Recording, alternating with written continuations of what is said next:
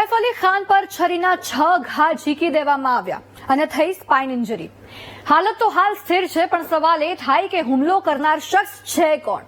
એ શખ્સ આટલી high security છતાં સૈફના ઘરમાં ઘૂસ્યો કેવી રીતે? 11 અને 12મા માળે રહે છે એ લોકો.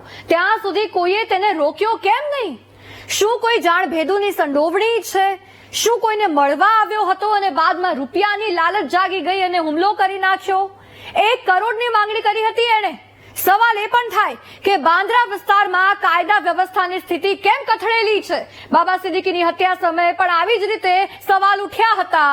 ભાજપે ગૃહ મંત્રાલય પોતાની પાસે રાખ્યો ફરી એકવાર, છતાં કોઈ ફરક દેખાતો કેમ નથી? બધા જ ફરિયાદ કરે છે કે પોલીસનો ડર કેમ નથી રહ્યો? ગૃહ વિભાગ શું કરી રહ્યું છે? હવે સવાલો ઘણા ઉઠ્યા છે. પોલીસે જલ્દી કાર્યવાહી કરીને પકડવો જ પડે આ શખ્સને.